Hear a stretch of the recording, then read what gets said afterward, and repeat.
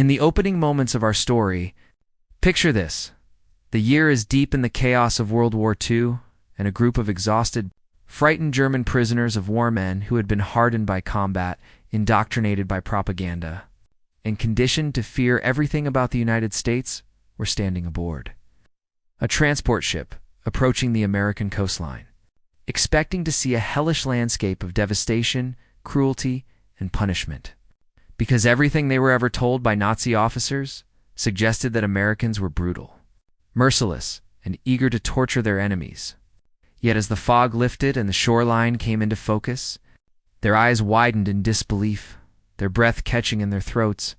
For instead of nightmares and barbarism, they found themselves staring at something so unexpected, so surreal, so shockingly peaceful and welcoming that many of them later described it as the single most confusing moment of their entire lives. A moment that shattered everything they believed, igniting suspense, tension, and awe as they tried to comprehend how the world they had been taught to fear could look more like a dream than a battlefield. And as the ship docked, the POWs braced for the worst. Clinging to the rails with white knuckles, expecting rifles, snarling guards, barbed wire, raised voices, and violence, only to be met with calm military police who stood relaxed, helmets shining, weapons slung safely, addressing the prisoners with instructions delivered in plain, steady voices instead of shouts or threats, and the Germans exchanged glances of pure confusion, unsure whether this was a trick, a trap, or some bizarre psychological tactic meant to disorient them before punishment. Yet as they were escorted down the gangway, the true shock emerged not from guards, not from the military, but from the civilians watching from a distance, families going about their day, children waving curiously, women carrying grocery bags, men walking to work. None of them displaying hatred or fear, none pointing fingers or throwing objects. Instead, the POs saw the most unusual sight imaginable: Americans who seemed completely unfazed by the arrival of their enemies, as though war had not consumed their cities the way it had devastated Europe. In that single contrast between the scorched ruins of German towns and the calm, orderly normalcy of American life struck the prisoners with relentless, overwhelming force, filling them with disbelief and setting the tone for what would become one of the most surprising, suspenseful, and emotionally complex chapters in World War II history. Because these men, conditioned to expect brutality, were about to discover an America that operated under entirely different principles, where posts lived in spacious camps, earned wages, ate better food than many American civilians, and even found themselves treated with dignity, humanity, and fairness so radical that some refused to believe it. And this, the moment they arrived, the moment their expectations were destroyed, the moment reality contradicted propaganda, the moment their understanding of the enemy collapsed, is the electrifying beginning of a story filled with tension, culture shock, psychological transformation, and unexpected revelations as these soldiers, captured in battle and transported across an ocean they never thought they would see, stepped into a world so different from the hell they were told to anticipate that even decades later, they described that first moment stepping onto American soil is the most surreal experience of their wartime lives. And as we dive deeper into this story, we uncover layers of suspense and astonishment that grow with every mile they traveled. From the docks to the camps, to the interactions with American citizens, farmers, guards, and even children, as every preconceived belief they carried shattered piece by piece, turning their arrival into an unforgettable moment that would haunt, inspire, and transform them forever. In the final, desperate winter of World War II, long before the world understood the full shape of the coming peace, a group of exhausted German prisoners of war stepped off a U.S. transport ship and onto American soil. And what they saw in that first unbelievable moment would shatter everything. They thought they knew about the enemy they had been fighting for years, a moment so shocking, so completely upside down to their hardened expectations, that it would haunt their memories long after the war ended and redefine their understanding of freedom, democracy, and even humanity itself. Because these young men, tired, hungry, uncertain if they would ever see their families again had been prepared for a nightmare. Fed propaganda that America was a brutal, collapsing nation strangled by poverty and violence. Yet the second their boots hit the dock, they froze, staring wide-eyed at a scene that felt impossible, smiling civilians waving at them, children pointing with curiosity instead of hatred. American guards who did not scream, did not strike, did not humiliate them, but instead calmly escorted them toward clean buses waiting under the warm sun.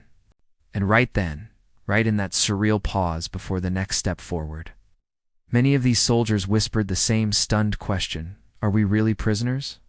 Or are we dreaming? Because in their minds, America was supposed to be a land of suffering. But instead, they were seeing grocery stores overflowing with food, streetlights shining bright even in daylight, modern cars cruising by, and people dressed in clothes that seemed almost luxurious to men who had lived through years of rationing, bombings, and shortages so severe that even soap, coffee, and meat had become distant memories. And what made the moment infinitely stranger was the way the Americans looked at them, not with rage, not with vengeance, but with a strange mix of curiosity, pity, and casual normalcy, as if these feared enemy soldiers were not enemies at all, but simply travelers passing through. And this realization only deepened the suspense as the Post wondered, if America is this wealthy, this calm, this confident, what else have we been lied to about? And as the convoy of buses began rolling away from the harbor, the German POWs pressed their faces to the windows like schoolboys seeing a foreign world for the first time. Unable to reconcile the abundance before them with the bleak, starving Europe they had left behind, a Europe crushed under the weight of total war, ration cards, ruins, and a collapsing regime that preached that America was weak, chaotic, and morally decayed. Yet what streamed past their windows looked like a country untouched by war, a country thriving, expanding, pulsing with life in a way they had never imagined possible. And the shock of that realization was almost too much to process, especially as they noticed details they had forgotten humans could enjoy: couples strolling hand in hand, families picnicking near the waterfront, bright neon signs advertising ice cream and fresh bread, children eating candy openly without fear of shortages, and everywhere was the unmistakable scent of security, prosperity, and confidence. A scent so foreign to them after years of bomb shelters and air raid sirens that some POWs quietly wiped tears from their eyes. Not because they were afraid, but because this simple, peaceful normalcy made them realize just how deeply the war had broken the continent they came from. And as the buses continued deeper into the American heartland, the shock only grew more intense. Well-paved roads, endless farmland stretching to the horizon, barns painted bright red as if for decoration and not necessity, stores overflowing with goods stacked higher than anything they had seen since childhood, and people, ordinary American people, who lived so comfortably that it felt almost like an insult to everything the German soldiers had been told about the outside world.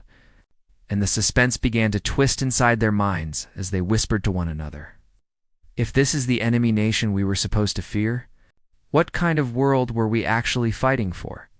Yet the most stunning moment came when they finally reached the POW camp itself, expecting barbed wire, barking dogs, brutality, and the harsh discipline they themselves had imposed in their own camps back in Europe, but instead found something so unbelievable that many POWs stood frozen in disbelief. The camp designed not like a prison but like a small, orderly American town with wooden barracks, sports fields, libraries, mess halls that served warm meals 3 times a day, and guards who spoke to them like human beings, allowing them to work, earn wages, receive mail, and even buy small luxuries from the camp canteen. Luxuries like chocolate, canned fruit, cigarettes, and coffee items so rare in wartime Germany that some prisoners stared at them as if they were museum artifacts. And in that moment, the POWs realized something that would stay with them for the rest of their lives, that America did not fear them, did not hate them, did not need to break them with cruelty, because America had already won the war in every way that mattered. Not just through military strength, but through overwhelming prosperity, abundance, and unshakable confidence. And this truth hit the POWs with more force than any artillery barrage. forcing them to confront the uncomfortable possibility that everything they had been taught, the propaganda, the ideology, the warnings about the decadent, collapsing West, had been nothing but smoke and illusion designed to keep them loyal to a system that was falling apart. And this realization created a new kind of suspense, a quiet internal terror, because if America was this strong, this wealthy, this stable, then what would happen to Germany when the war finally ended? And what would happen to the POHs themselves? Men caught between a defeated homeland and a victorious nation that treated them with more dignity than their own government ever had. And as the German posts stepped off the buses and took their first hesitant steps into the camp, the surreal nature of their new reality only intensified. Because instead of being met with shouts, insults, or barking commands, they were calmly directed by American guards who looked more like patient schoolteachers than soldiers. Men who carried rifles only because it was required, not because they feared the prisoners. And this quiet confidence alone unsettled the posts more than any show of force could have. For it made them realize that America did not view them as dangerous enemies, but rather as tired human beings who had been swept up in a cause that was already doomed. And the subtle humiliation of that of being treated with a casual civility they themselves had never extended to prisoners hung in the air like an invisible weight, creating a silent tension that made many of the Germans shift uncomfortably, unsure how to respond to kindness when they had prepared themselves for cruelty. And this discomfort only grew deeper when they were handed blankets, clean clothes, and hot food, items so scarce in their homeland that one prisoner stared at his meal tray for nearly a minute before eating, whispering in disbelief to the man beside him that he hadn't seen this much meat on a plate since before the war even began. And as they sat inside the mess hall, eating food that tasted unrealistically rich compared to the thin, watery rations they had grown accustomed to, the posts began exchanging uneasy glances, each man silently acknowledging what none dared say out loud. If this is how America treats its prisoners, how does it treat its own citizens? And that single question gnawed at them, reshaping everything they thought they knew about the enemy they had been ordered to fight, challenging the propaganda that had called Americans soft, weak, divided, decadent, because nothing in front of them resembled weakness. Nothing resembled collapse. Nothing resembled desperation. Instead, America seemed so overflowing with resources, food, space, clothing, materials, that it was almost frightening, because it meant something else too, something deeply unsettling, that Germany had never stood a chance, that the war had been lost long before any of them were taken prisoner. And this creeping awareness settled heavily in their minds as they were shown their barracks, long wooden buildings warmer and cleaner than many homes back in Germany, with actual mattresses, electric lights, and heating systems that ran steadily throughout the night. Details so small by American standards, but so shockingly luxurious to these soldiers that some posts hesitated before lying down on the beds, as if doing so felt like overstepping, like accepting a comfort they had not earned. And as nighttime fell and the lights outside the camp flickered softly against the fences, the men lay awake listening, not to explosions or sirens, but to the quiet sounds of a peaceful land crickets, distant cars, wind brushing the trees, and this silence. This deep, uninterrupted calm unnerved them in a way no battlefield ever had, because it forced them to confront the truth that America had not only survived the war untouched, it had thrived through it. And lying there in the darkness, staring at the wooden ceiling above them, the POWs felt a slow and growing suspense, a strange mixture of fear and fascination, because they could not help but wonder what other surprises awaited them in this land of impossible abundance, and whether the greatest shock of all was yet to come. And the next morning, when sunlight streamed through the barrack windows and the German POZ stepped outside expecting roll calls, punishments, or at least stern commands, they were instead greeted by something so bizarre, so stunningly contradictory to everything they had experienced in Europe, that it felt almost like waking up inside a dream. American soldiers chatting casually with prisoners as if they were neighbors, men laughing, exchanging jokes, even offering cigarettes without hesitation. A level of normalcy and casual friendliness that made the post stare in disbelief. because it undermined every rigid barrier they had been taught to maintain between themselves and the enemy. And the shock only deepened when they saw a group of American guards setting up a large wooden sign near the recreation area. Soccer field, and at first the POS assumed it was some kind of mistake or misunderstanding until one of the guards cheerfully announced that they'd built the field because they heard Germans liked football. And this left the prisoners speechless, standing there with an awkward mixture of gratitude and confusion. Because how could it be that the same army they had been firing upon only months earlier was now building leisure areas for them, treating them not as captured foes, but as weary guests who needed something to keep them occupied? And the more they walked around the camp, the more incomprehensible it all became. A fully stocked library with German books. A woodworking shop where posts could craft furniture. A choir practicing music that echoed through the air with haunting harmony. In small gardens outside the barracks where prisoners were encouraged to grow. Vegetables just to pass the time and maintain morale. And all of this combined to create a surreal sensation. As though the camp wasn't a prison but a small, peaceful town inside America where the war had no real presence. And this contrast between their expectations and reality pushed their minds into a kind of cultural shock so intense that some hosts openly worried whether the Americans were trying to trick them, soften them, or re-educate them. Because kindness on this scale was simply not something they were prepared to comprehend.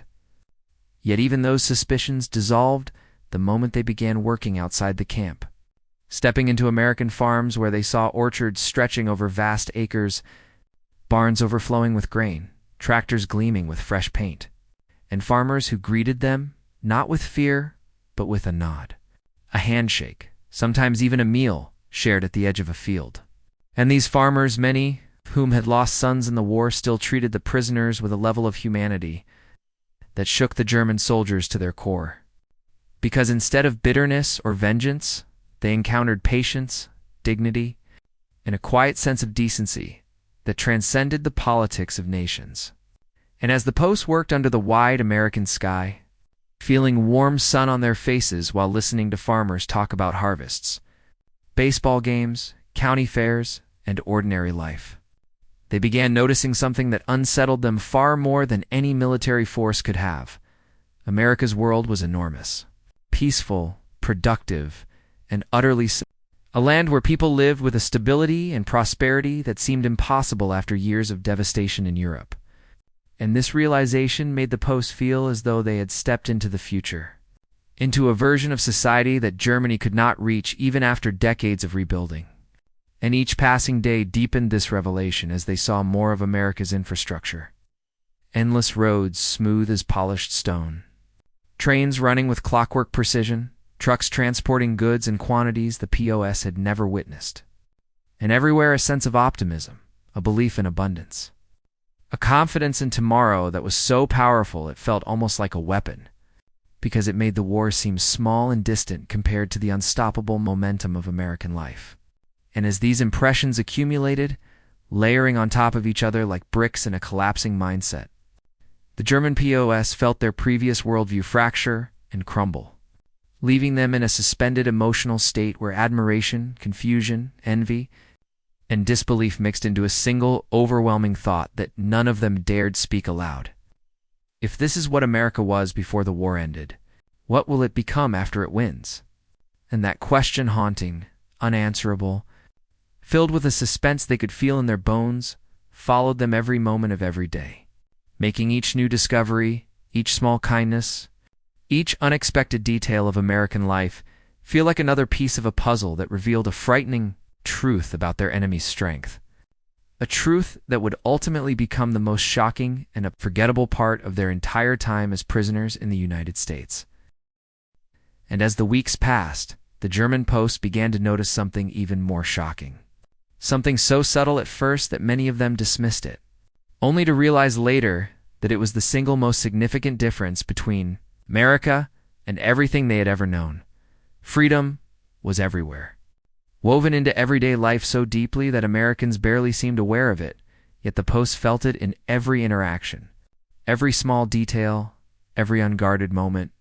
And this realization hit them hardest the day they watched two American MPs casually disagree about politics, right in front of the prisoners, speaking openly, criticizing leaders, laughing about campaign posters, and doing so without fear, without whispering, without glancing over their shoulders as if expecting someone to punish them for disloyalty.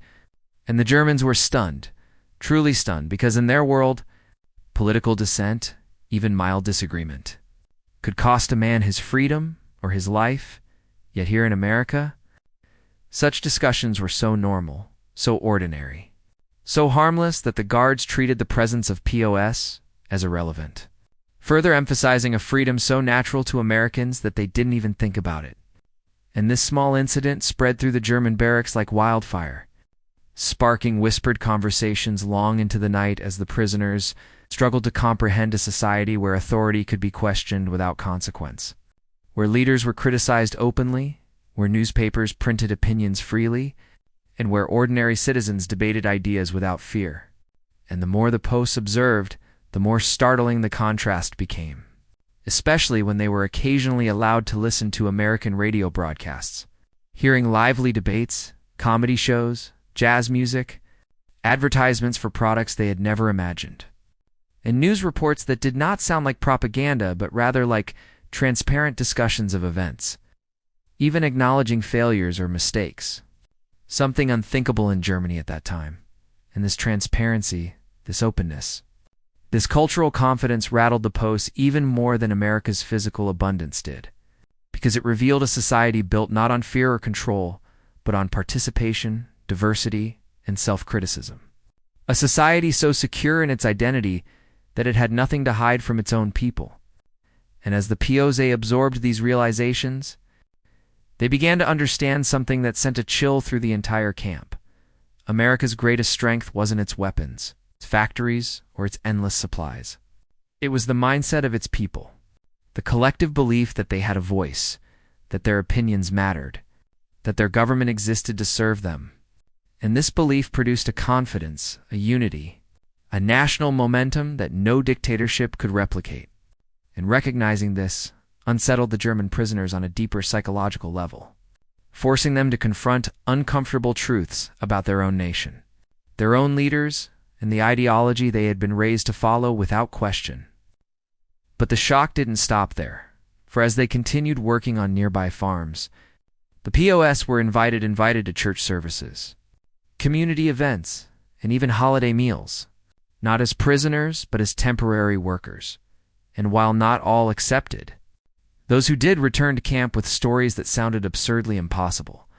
Americans praying for them, families shaking their hands, children asking them innocent questions, and in some cases, mothers who had lost sons choosing to show kindness toward young German soldiers because, as one woman told a POW, someone's mother is grieving for you too. And this level of empathy, this emotional generosity from people who had every reason to hate them, overwhelmed the prisoners in a way that no military defeat ever had, leaving them in a state of profound internal conflict, torn between gratitude and guilt, admiration and shame, because they had been trained to see Americans as weak, decadent, corrupt, yet everything they were witnessing strength, prosperity, unity, compassion, contradicted that narrative so completely that they could no longer cling to it.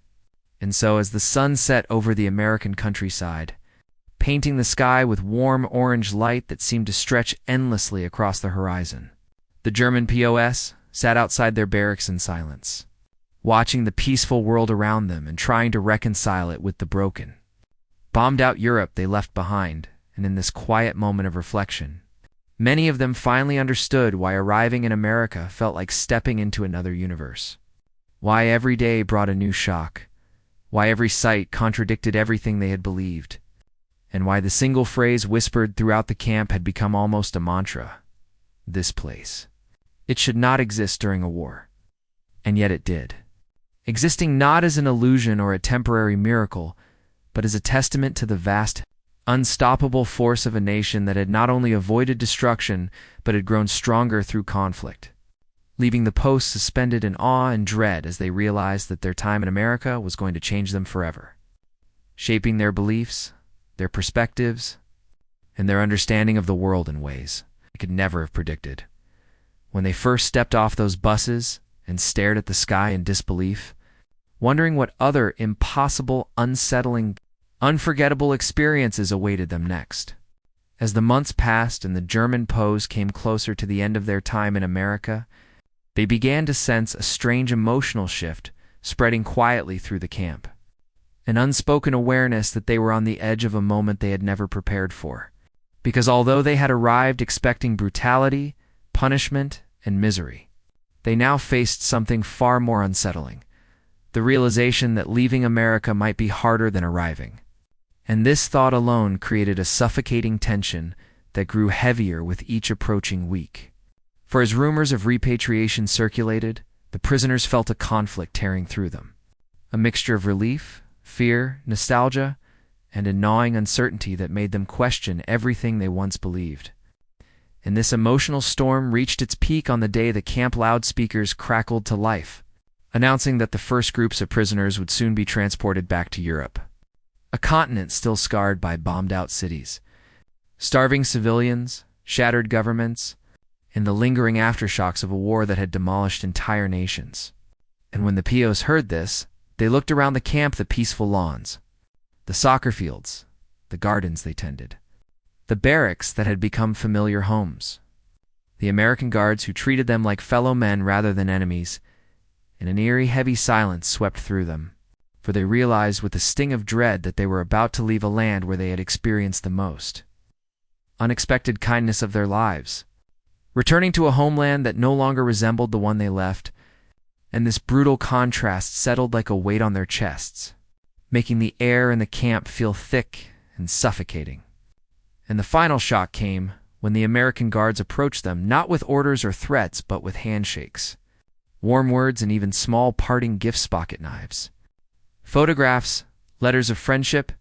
And the prisoners, overwhelmed, struggled to hold back tears because the very men they had once been trained to kill were now treating them with a level of respect that felt almost painful, as though kindness itself had become the sharpest weapon America possessed. And on the morning of departure, when the buses arrived and the POWs boarded them slowly, almost reluctantly, the guards lined up not as wardens, but as silent witnesses to a moment that none of them would forget, offering simple but heartfelt goodbyes. And as the buses rolled through the gates for the last time, the German prisoners pressed their faces to the windows, watching the American camp fade into the distance with a mixture of awe, sorrow, disbelief, and a profound sense of transformation. For they knew deep in their bones that the world they were returning to was broken, uncertain, hungry, and cold, while the world they were leaving behind was impossibly abundant, peaceful, confident, and strangely warm. And this unbearable contrast created a final, overwhelming suspense inside every man on those buses, a haunting question that echoed in their minds like the closing line of a story that would never truly end. Had they just witnessed the future of humanity, or simply a world their own nation would never be able to build?